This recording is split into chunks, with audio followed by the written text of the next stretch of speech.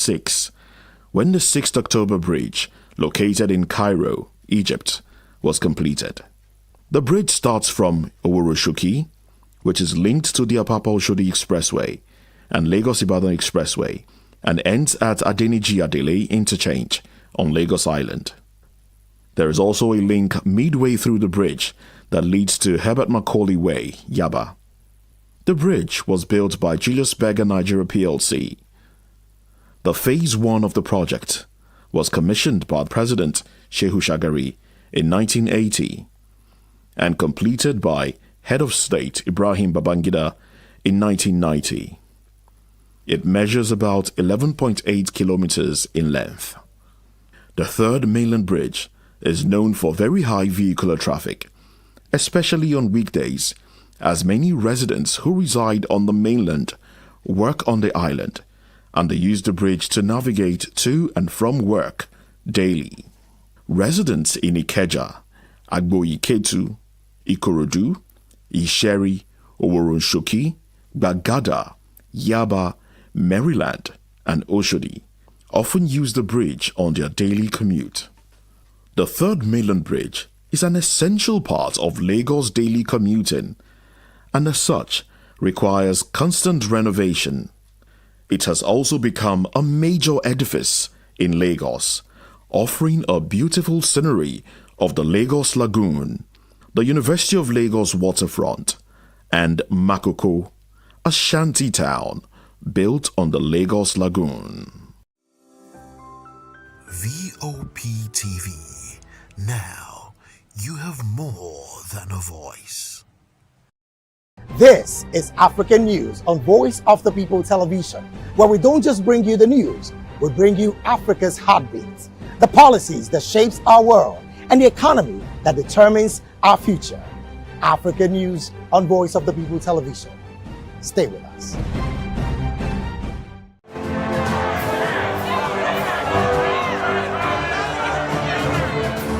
Do you want your voice to be heard? Do you know that you matter in the scheme of things? The People's Voice, the show where ordinary citizens take center stage as we discuss the biggest stories that affect you and I. With you in mind, we facilitate lively discussions, debates, and interviews on the topics that matter most to you and I, from social justice to economic empowerment, education to healthcare, governance, and more, tackling tough topics and amplifying your voice. Join the conversation and make your voice count. The People's Voice. Make your voice count. Behind every broken desk lies a broken promise. Education shapes the nations. But who is asking the right questions?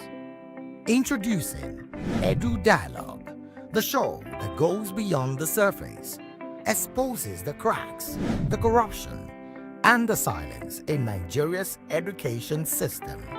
Edu Dialogue, Saturdays, 3 p.m., only on VOP TV. We break the biggest stories, from missing funds to policy failures. We ask the tough questions and demand real answers. Edu Dialogue, this Saturday, 3 p.m. on Voice of the People Television. Voice of the People, you can hear me now. My name is Patrick Doyle, and I wish that you continue to echo the voices of the people. Big up VOP TV. My name is Suibifa Dokubo. Please keep watching VOP TV. Hi, my name is Kwekumali Ikenda Onyekwena, and I am with the Voice of the People TV. Now, if you're looking for the veritable channel for information, politics, robust discussions, you don't need to go far. VOP has you. VOP will always have you. Thank you. Hi, my name is Patrick Diabwa, aka Ibani Chuka, Amayanabo the Eagle King, and you are watching VOP TV. Stay with us.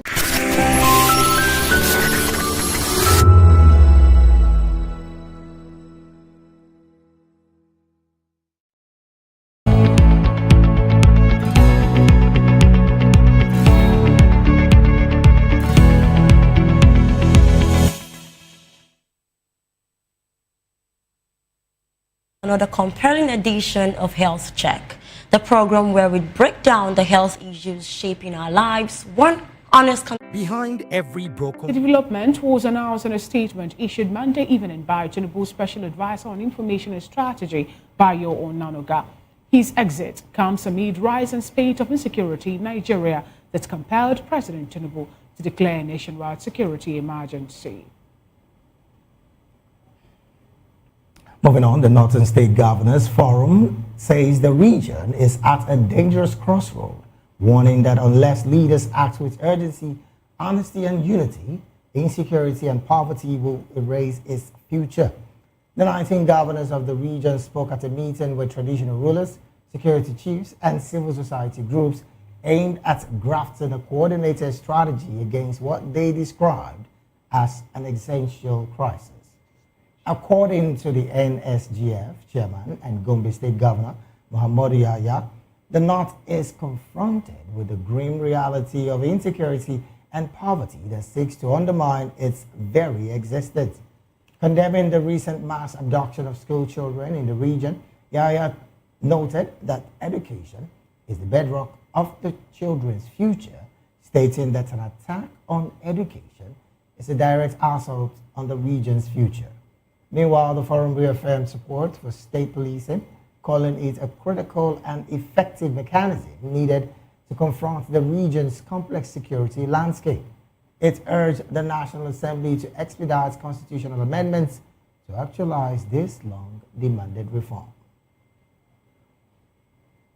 Meanwhile, the Sultan of Sokoto and chairman of the Northern Traditional Rulers Council, His Eminence Said Abubakar II, has urged the governors across the region to leverage criticism and constructive feedbacks to strengthen governance in the region. Speaking at a joint meeting of the Northern Governors Forum and Traditional Rulers in Kaduna, he warned that brushing aside public concerns could hinder efforts to tackle the region's insecurity, poverty, and economic distress. The monarch urged the governors to listen to critics and criticism and make amendments whenever necessary, insisting that sincere feedback can help improve decision-making. According to the Southern, leaders who seek public office do not neglect citizens once elected, adding that no leader who asks for the people's support would deliberately ignore them after assuming office. Meanwhile, troops of 12th Brigade Nigerian Army have rescued 6 kidnapped victims from bandits in the Ejiba and Saminaka forest in Yagba East local government area of Kogi State. This is contained in a statement released by the brigade's spokesperson, Lieutenant Hassan Abdullahi in Lokoja. Abdullahi noted that the operation was part of the Nigerian Army's ongoing efforts to curb banditry and kidnapping in the region. He explained that the operation, involving coordinated air and ground offensive with support from the Nigerian police helicopter, led to the interception of the victims. In the meantime, the Nasarawa State Police Command said it has arrested 39 irregular migrants from Mali, comprising 32 men and 7 women, following a raid in Mararaba in Karu Council area of the state. It added that they were allegedly recruited for an undisclosed mission. Commissioner of Police Shetima Jauro discussed this in Lafia that the operation followed credible intelligence indicating the presence at Orange Market in Maraba of foreign nationals who spoke only French and Arabic. According to him, preliminary investigations revealed that a Malian national, Abdullahi Bata, allegedly lured the victims under the guise of securing job opportunities for them in France. He further explained that they were transported illegally from Mali and detained in a bungalow at Orange Market, where they were allegedly instructed to recruit more people for an undisclosed operation. And to some politics, Governor of Osun State, Ademola Adeleke, has formally resigned from the People's Democratic Party, citing persistent leadership crisis at the party's national level.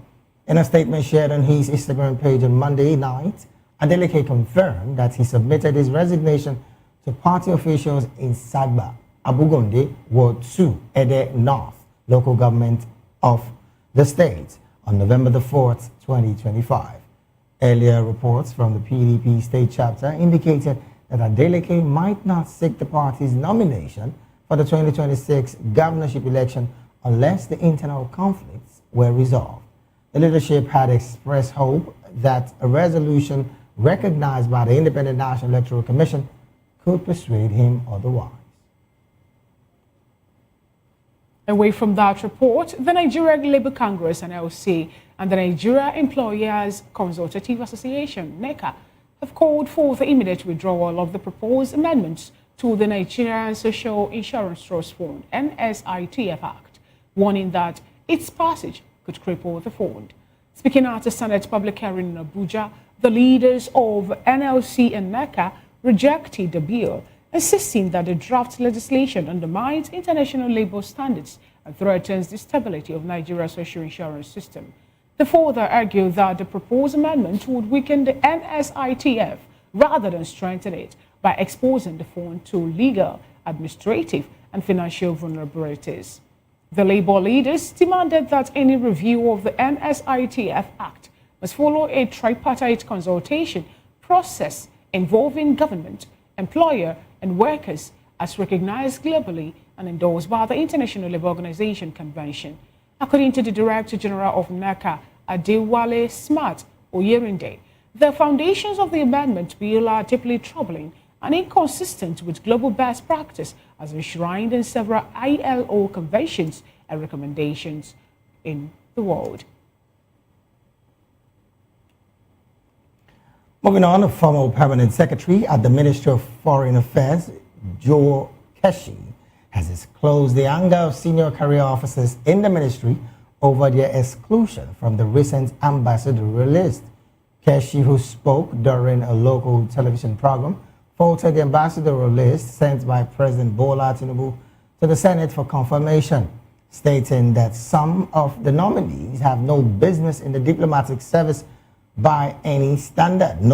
He also noted that the bulk of the persons on the non-career list is a bit disturbing, wondering if such are the kind of people intended to represent Nigeria. Keshi stated that if justice had prevailed and if Nigeria had been run properly, some of them should be in prison rather than being sent out as ambassadors. He further urged the president to include in his next list career persons from the Ministry of Foreign Affairs who he said are demoralized.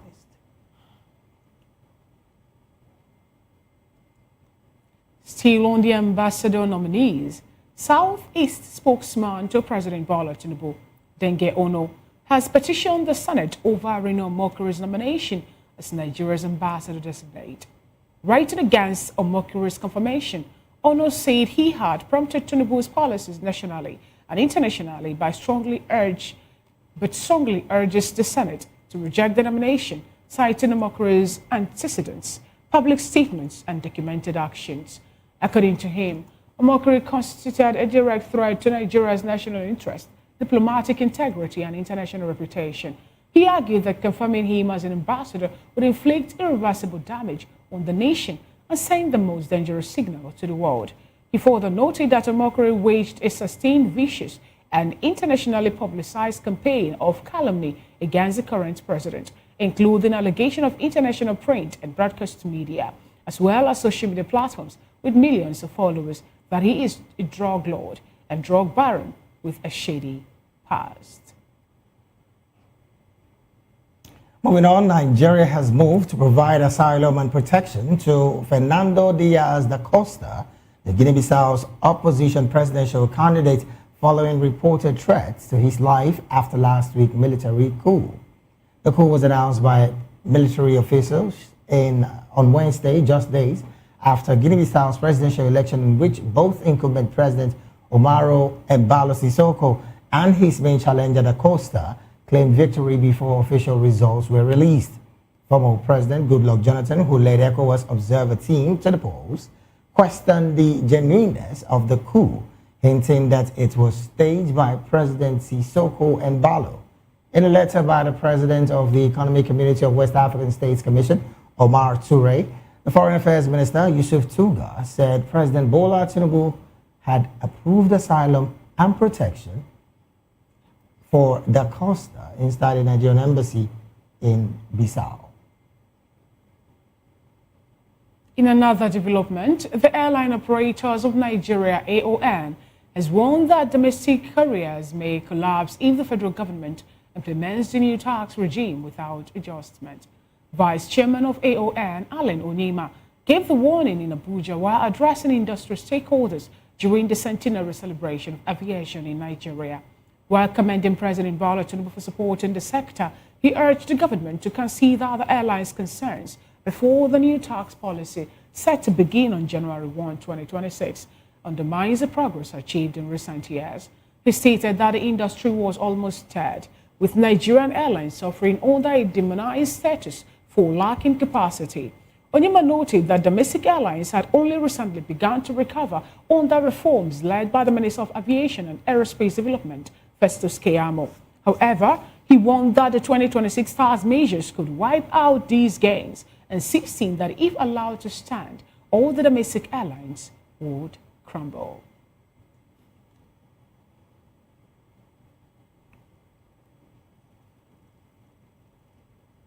Just watching the midday news right here on Voice of the People Television. We'll go on a very short break now. When we return, the analysis segment of the news will be up next. Please stay with us.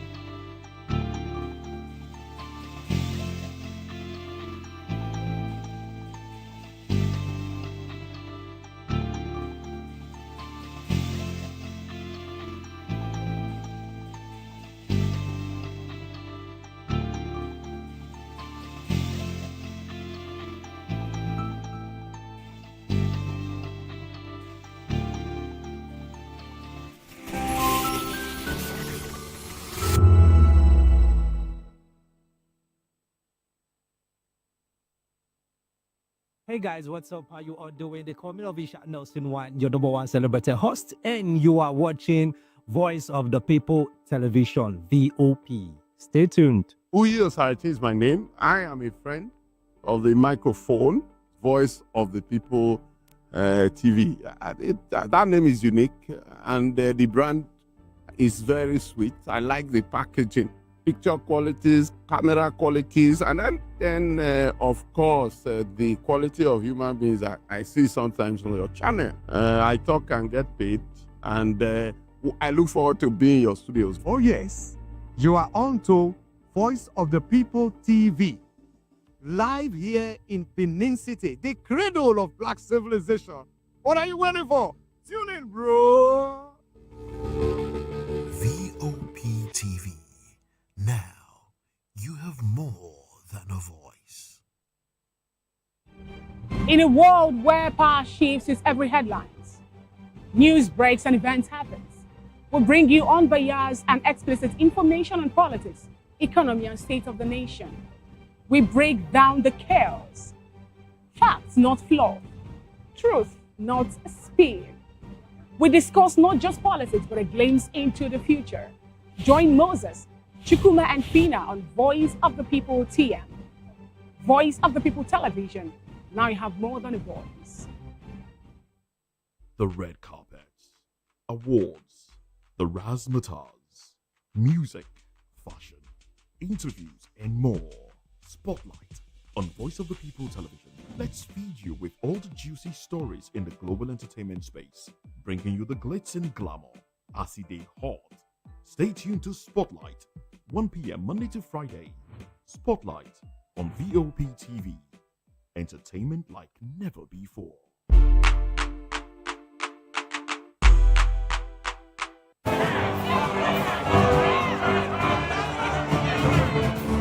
Do you want your voice to be heard? Do you know that you matter in the scheme of things?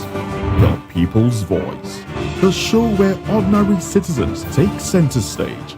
as we discuss the biggest stories that affect you and I. With you in mind, we facilitate lively discussions, debates, and interviews on the topics that matter most to you and I, from social justice to economic empowerment, education to healthcare, governance, and more, tackling tough topics and amplifying your voice. Join the conversation and make your voice count. The people's voice. Make your voice count. In a world.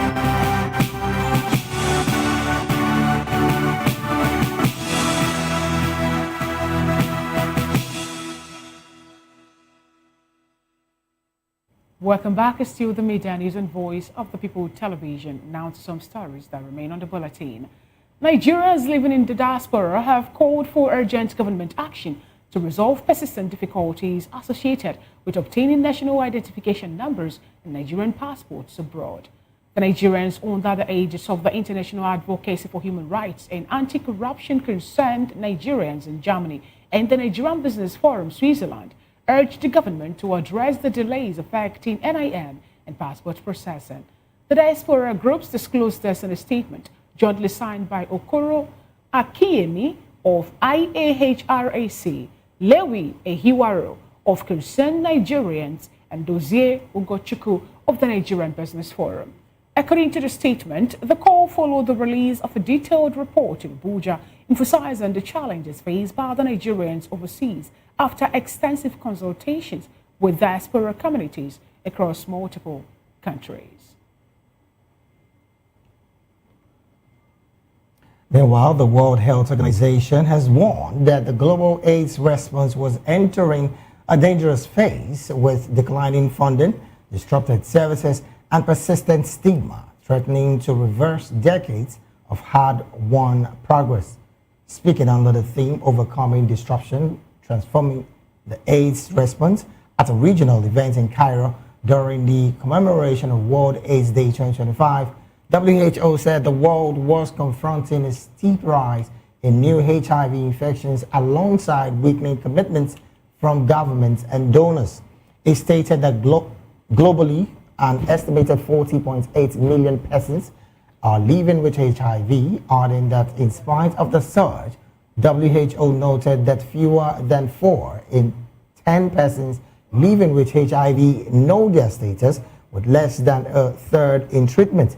He regretted that the funding dedicated to HIV was declining, with community-led services, which it described as essential for reaching marginalized groups, being deprioritized.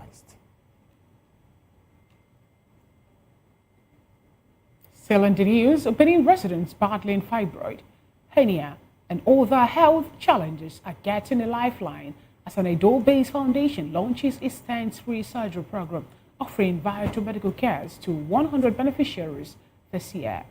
Voice of the People's Television correspondent Rhoda Johnny has more on these details. The nation's 10th edition of its annual free surgery program is ongoing in Benin City, providing medical support to people with fibroids, hernias, breast lumps, lipomas, and other conditions. The program continues to assist those in need of surgical treatment, targeting 100 beneficiaries this year. Dr. Padi spoke on the purpose of the initiative and the foundation's role in supporting community health care. We keep increasing the number. Even in as much as you are seeing 100 free surgeries, majority of the time we end up doing 110, 130, 140, So we keep, the first thing is consistency. We have been consistent over the years. So many families, so many people depend on these surgeries to lift the burden, and we have a lot of testimonies because of the fact that they are happy that God still help people. Through people. The Chief Medical Director of the University of Benin Teaching Hospital, Professor Idia Ize Iyamu, also addressed the event, highlighting the significance of the program for healthcare delivery in the state. It's got a crack team of surgeons that are here, and most of the cases that we have seen, high spirits, there's been no mortality, there's been no infection, everybody is smiling. We're very proud of our boy, Khalid Iyamu. We have this great show of love. And we are calling on more people, who have to give back to the poor, to the needy, to those who are helpless. The lead surgeon on the medical team provided updates on the procedures. No, Stefan, we're just technical partners. So we do all the surgeries, we do all the, so bring our team from Lagos, we just sit down here, we just take out of the monster and do all the surgeries. It's annual. People look forward to it. It's usually around his birthday.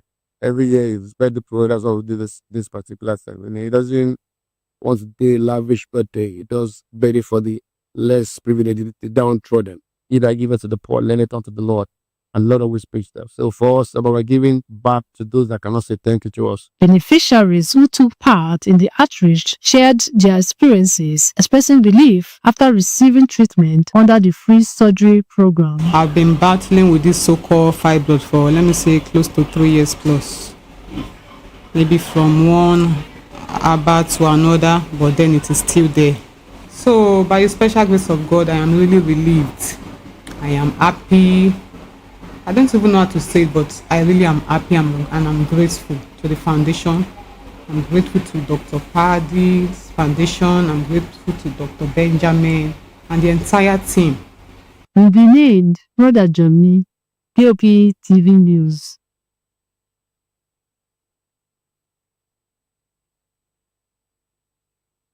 Thank you so much, Rhoda Johnny, for that wonderful coverage. And now it's time for the media news analysis. And joining us in the studio to help make sense of the stories of lesson that made it to our bulletin thus far is Barrister Darlington Agumbo. He's in the studio this afternoon in the capacity of Republican political affairs analyst. Good afternoon, Barrister Darlington. How are you and David? Good afternoon, Barrister. Good to have you join today's conversation. It's my pleasure. All right, without wasting much time, let's start off from the sudden resignation of the Minister of Defense.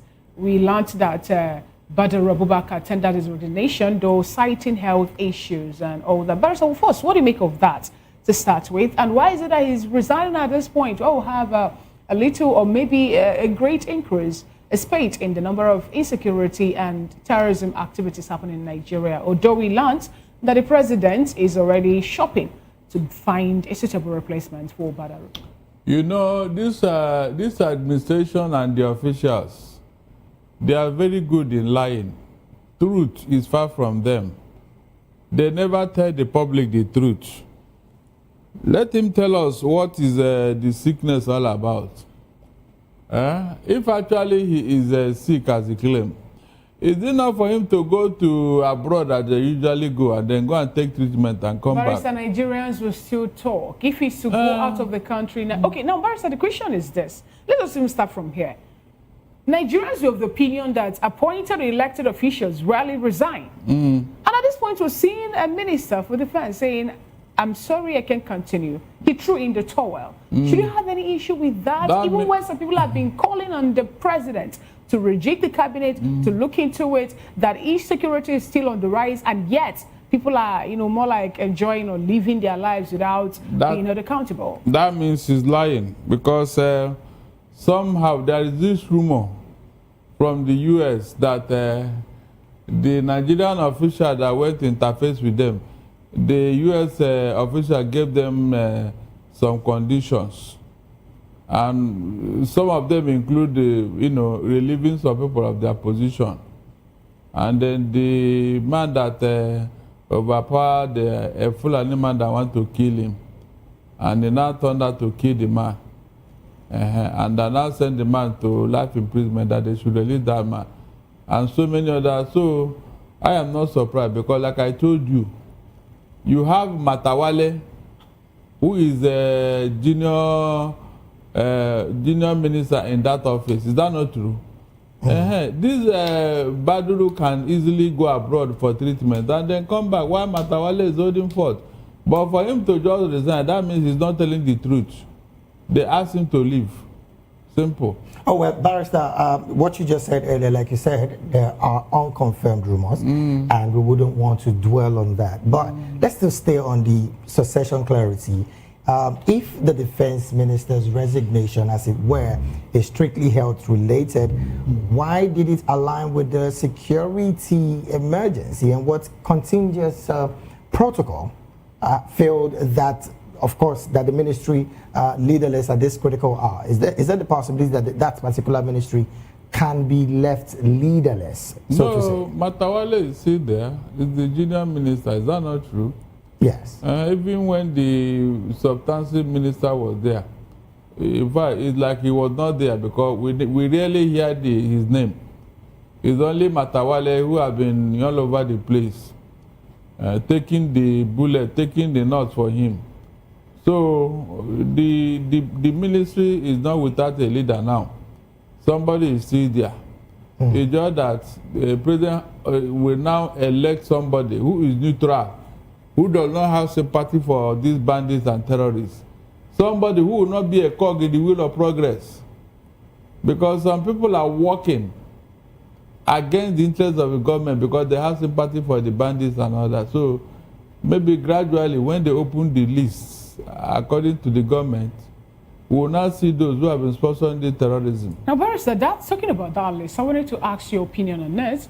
We have certain 400 names or thereabouts given to the president of Nigeria before now, prior to this administration.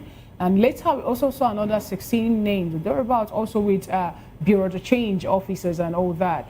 And no one said anything about it. And just a few days, we saw Danny Bwala telling Nigerians that the government is getting ready to release the name of terrorism financiers. What do you have to say about that? And what does that mean with the fact that we have US, France, UK providing support now to Nigeria to end insecurity? They are the one telling us what we want to hear, Abi. The government they mentioned have not said anything about their collaboration with the Nigerian government. It is just Nigerian government telling you the outcome of their meeting and all that. We don't know whether it is true or not because the foreign government have not confirmed it. Then why do you believe the part where you said they gave them some condition when you're saying the government have not really... I said it's rumor. Okay. Yes, I said it's rumor. And it is not unthinkable that in such a meeting, this government will not give conditions, especially the US government. They must have given them conditions and things they ought to do. All right, then. And maybe that will stop the invasion, according to them. All right, then. Well, Barrister, again, concerns have been raised about the resignation of this person, and it goes to say how much of sincerity when it comes to the trust between the Nigerian populace and, of course, political elites, particularly in Nigeria, how much it has deepened. You would recall that the PDP chairman, the former PDP chairman, did resign on health grants, and days later, he's been given the DG of the aviation space. You mean the former APC chairman? Former APC chairman, yes. Yeah. Now, as it stands, the defense minister presently is saying on health grants he's resigning. Should we see another appointment come to him in the near days? What would that portend for the Nigerian security space and, of course, our political landscape? That's on one part. Before we get to the northern governors decrying more security consciousness. Now, there is nothing wrong in somebody resigning.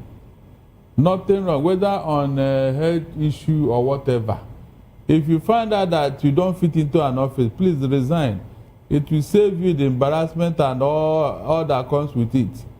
The only reason why it looks like a strange phenomenon is because Nigerian officials, they hardly resign.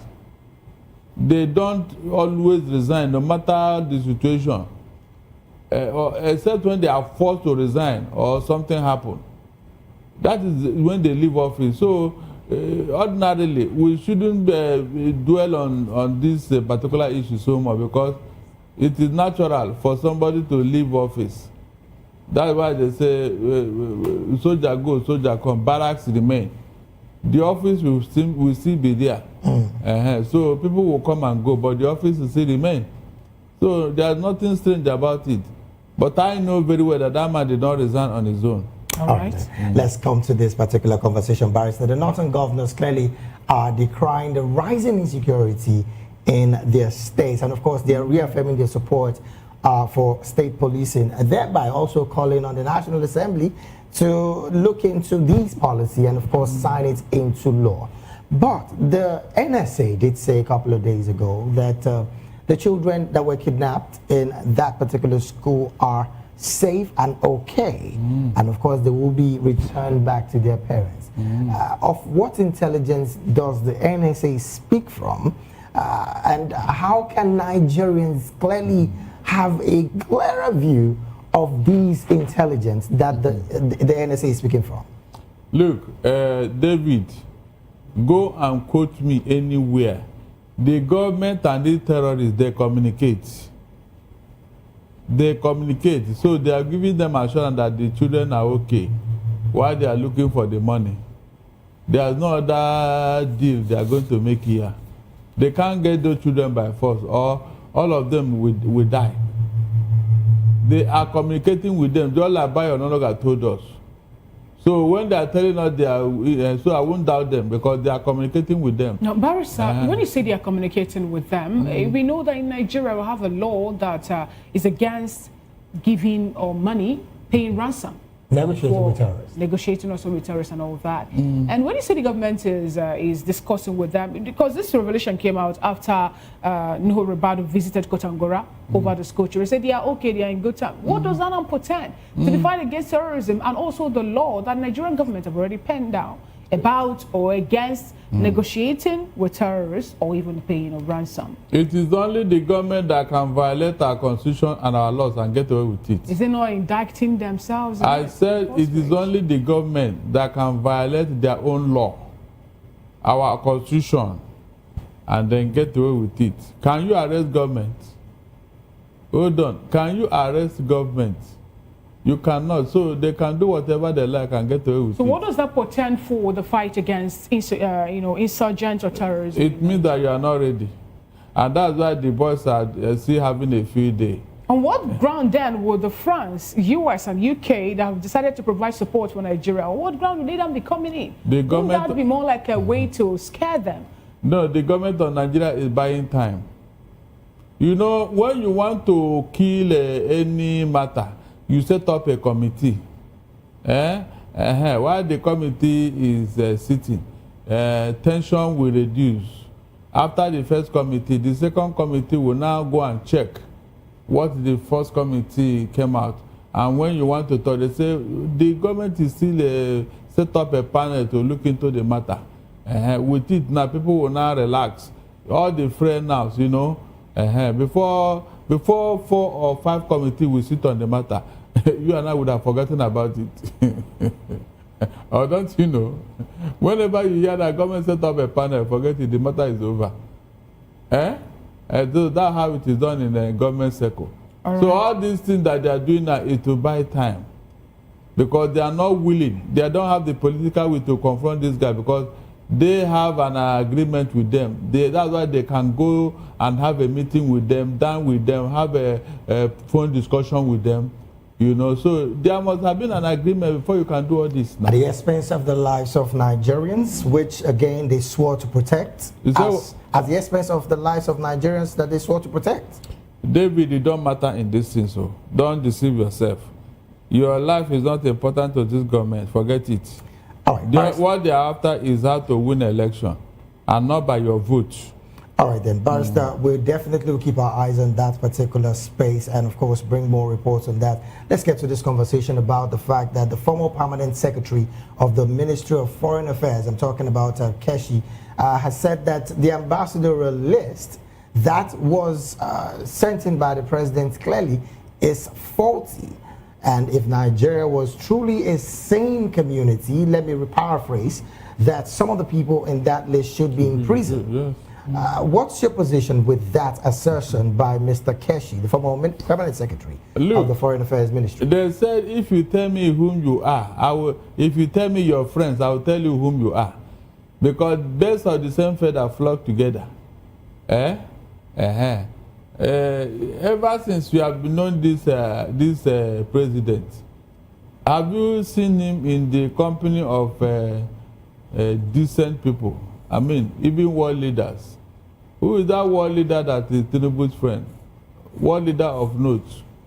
There are people you can, you know, without even thinking about, you can mention their friends in international circles, in political circles.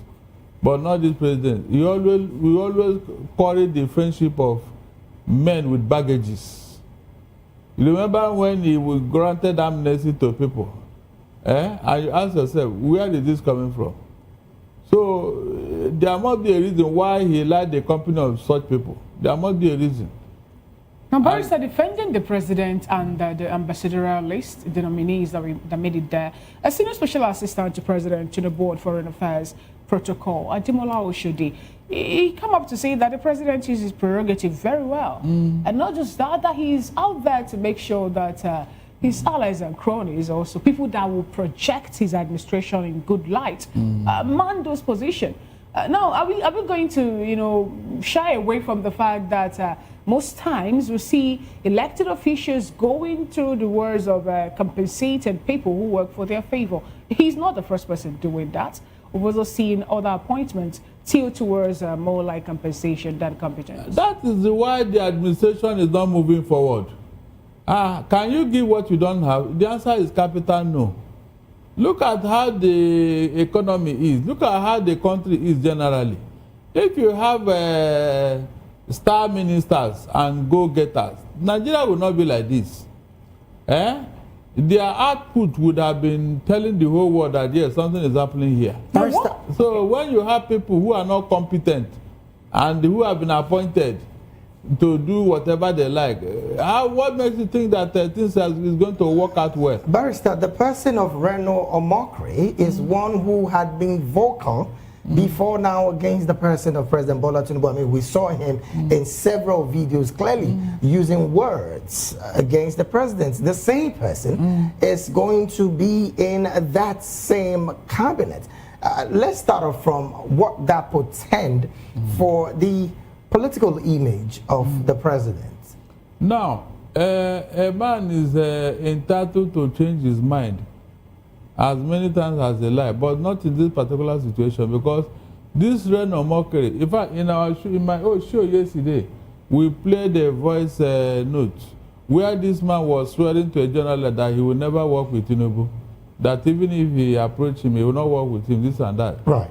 So, but look at it. So, when you see a man like that, these are the people you are dealing with. But Barrister, he said something about accepting this nomination or the ambassadorial position just to show the world how much of a good person the president is and how he have a forgiving spirit. Because he came up to defend himself, saying that accepting that nomination, talking about the person of Reno now, is a way to show the world that President Bola Ahmed Tinubu doesn't hold grudges, but he's a man who, when he sees the light, want to work with it, and that is what he's doing at this point. More like thanking him for forgiving him, and also picking him against what we see play out in most political, related issues, where people hold grudges and forget to forgive.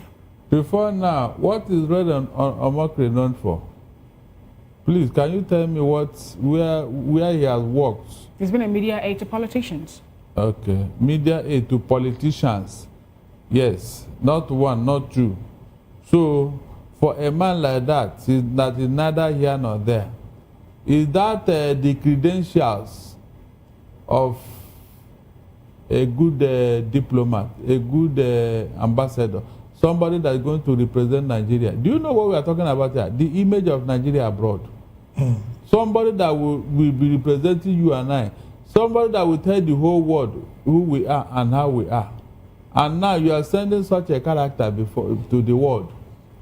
Is he going to change overnight? The answer is no. Now, do you think the psychophancy in him will not allow him to do that job? He's not the first person that would be working with the president and have spoken against the president as well. There is the person of Daniel Bwala as well, and quite a number of them in that same cabinet. Is the credibility of the president clearly based on the kind of people that he gets to working with him? Now look, we can manage Bwala because he's at home with us here. That's the difference. Bwala is with us here at home. But this man that they are sending out there, my brother, in fact, I'm even thinking that the country will reject him. Now, we have because you know the internet doesn't forgive. We have Denge Ono wrote to the National Assembly stating that he should not be confirmed. he should not make it to that list. Do you think the National Assembly will listen to him even when people, especially members of the presidency, have decided? If the Senate have been rejecting other appointments, I would say, well, maybe they are going to start that right now. But since Agbabio told you that whatever the president brings to the table, he will stamp it. What does this portend for Nigeria in international space, when we know that host nation have the right to reject individuals, especially, you know, ambassadors or chefs d'affaires and all that being sent to them? This is not the first time. There was a time an opening came out in ICJ, and Nigeria is to take that slot. The man at Abuja division of the judiciary was taken to that place to go and represent Nigeria. The 3 tests they set out for him, he failed all of them. 3. With that, all the 9 people that were supposed to work with him and all that, they shipped them back. They returned them. And this was the place people like Bola Ajibola made their mark as the president of that body. People like Taslim Elias. So this particular APC, I don't know, maybe they have a covenant with failure. They deliberately plunged Nigeria into this dark abyss we are today, because they always choose the wrong people for the right job. And so the performance will not be there. That's the truth. When Obasanjo came in 1999, he went outside Nigeria to go and shop for people, technocrats. And you and I saw the difference. People like Okonji Iweala, Aroma Ote, Akinwumi Adesina and all that. They came in here and we saw the difference. Shopping for candidate barrister. Is there the possibility that the presidency clearly is not looking at the Ministry of Foreign Affairs internally to shop for candidates for ambassadorial space? Both internally and externally. Did you see him looking for credible hands in Nigeria? Did you see him? You see, there is something that you people have forgotten. You don't know the person talking. Tinubu is not somebody that wants to be outshined. When Jonathan was there, he gave Okonjo Iweala, even as a woman, he handed over the economy to her to manage. You know, it didn't bother him. And they used to argue in the Federal Executive Council. Okonjo Iweala used to challenge Jonathan in the Federal Executive Council. Tinubu cannot tolerate that. From when he was Lagos State governor to now that he's in Abuja, anybody that will outshine him can never come near him. So he wanted people with baggages. All right, Barry, people with baggages in their cupboard, so that whenever they want to raise their head, he will open the cupboard and say, so that's what he wants. We're really pressed for time. I would have loved to get your opinion on the asylum given to the opposition member from Guinea-Bissau here in Nigeria, but I think we'll discuss that some other time. Thank you so much, Barrister Darlington Agumbo, for being part of today's Media News. We sincerely appreciate your presence here on the Media News Analysis. If you're watching the Media News on Voice of the People television, we'll go on a quick break and when we come back, the rest of the news continues.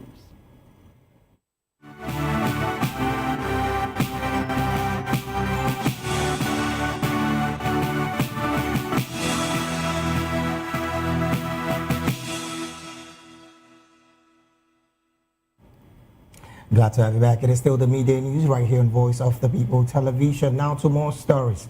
Nigerians have been charged to be good ambassadors of the country, promote positive values, and continue to reshape narratives about Africa wherever they are. This formed the focus of discussions at the 14th African Voice Achievers Awards, where outstanding African and international personalities were honored for their contribution to the continent. Voice of the People TV's Matthew Guswada has more in this report.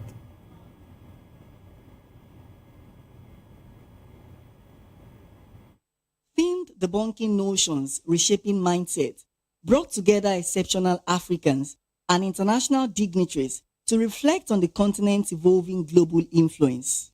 The convener of the Voice magazine, Elvis Iro, alongside other organizers, say the award seeks to celebrate the achievements of the honorees and inspire new ways of rethinking Africa's role as an innovative partner on the global stage.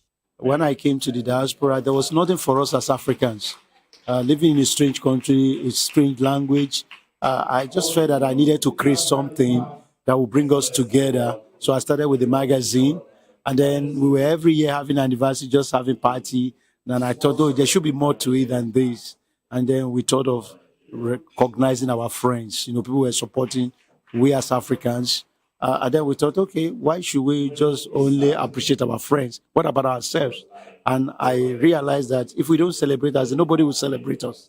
And so that was where the whole idea of the Voice Achievers Award started. And our motto is that it is actuated towards Africa's advancement. So this is all about encouraging people to do more in what they are doing. It's an African award.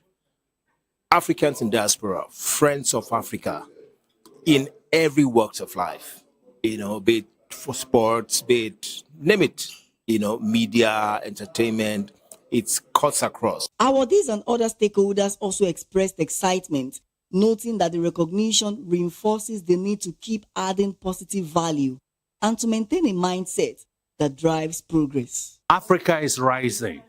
The time has fully come for Africa. Those of us who went overseas to study, I was funded by the federal government of Nigeria as far back as 1977. All of that knowledge is coming back to Africa. It's not only about remittance anymore. The tide is changing. The Gen Zs, the millennials, the Gen X, and the boomers, such as myself, we are ready to bring to bear global standards into local adaptation. We need to celebrate ourselves and feel worthy in order to feel comfortable to be celebrated, right? Everything always starts on our inside, in our own heart, and how we feel about ourselves. It's important that people have an open mind. And not everything is rosy and beautiful, obviously. So, there are also problems. Every country has their challenges. Every country has their problems. But you should at least not come with already an idea of what the problems are. Go and see for yourself and talk to the people. Sometimes we go through breaks and we go through pauses, and it's God's divine timing. So sometimes you just have to be patient, and sometimes the dream you want, maybe you're not necessarily prepared for it. So you need to ask yourself, what is it I need to do to get myself prepared? Am I causing blockages, or are there people in my life that are causing blockages? And just figure out what is it, the steps you need to take to make your dream come true. We know that actually there are some few ones among us who are not doing the right thing, but that doesn't mean that Nigerians are not good people. We are good people, but I advise every Nigerian to go out there and shine and give us a good image and good names. The best thing we can do for the whole country is to have a renewed mindset, and we need to start speaking positive stuff, because what we see outside now is what is going to determine the future of not just my business, your business. It's going to be for everybody in the country. Every time anybody speaks anything negative about the country, it's us the marketing ourselves. Investors are going to go, and this mindset of blaming everything on everybody should stop. We should start taking ownership. Look what you have and try to build from there. And that's what I did. I made a comic about my neighborhood. And then before I knew it, I started to get awards. Big companies started to ask me if I could do the same for them. So it all started by just showcasing what you have in your direct environment instead of looking out. Love is very expensive, but it's scarce. It's scarcity.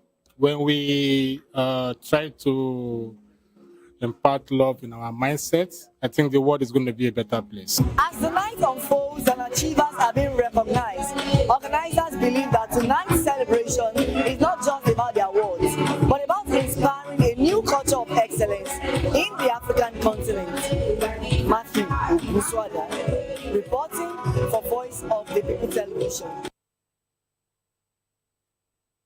Matthew Oguswada for that wonderful coverage. Away from that, to some business stars. The exchange rate between the United States dollars and the Nigerian naira showed continued stability across both the official and parallel markets on Tuesday, December 2nd, 2025. According to real-time data from the Nigerian foreign exchange market, the local currency is trading closely to the 1,448 naira per dollar mark, maintaining a narrow gap when the parallel market rates.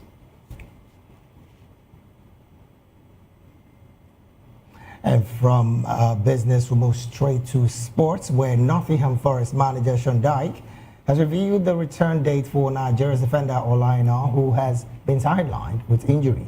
Sean Dyche disclosed this while providing a key update on his squad's fitness for the upcoming Premier League match against Wolverhampton Wanderers at the Molineux Stadium.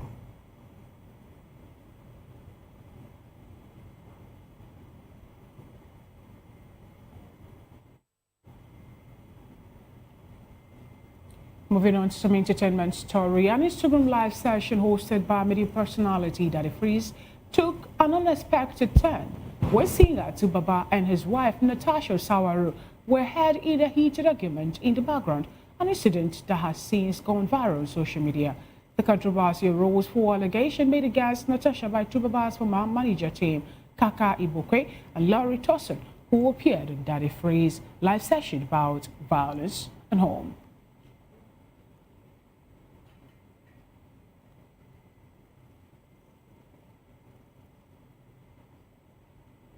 And that is it on the Media News and Voice of the People television. Do also subscribe to our YouTube channel on YouTube. We are Voice of the People TV, and on all the social media platforms we are VOP TV Live. Up next on the schedule of Voice of the People television is a spotlight show with Precious Agumanu. I am Fina Okechukwu. And I am David Edwin. Good afternoon.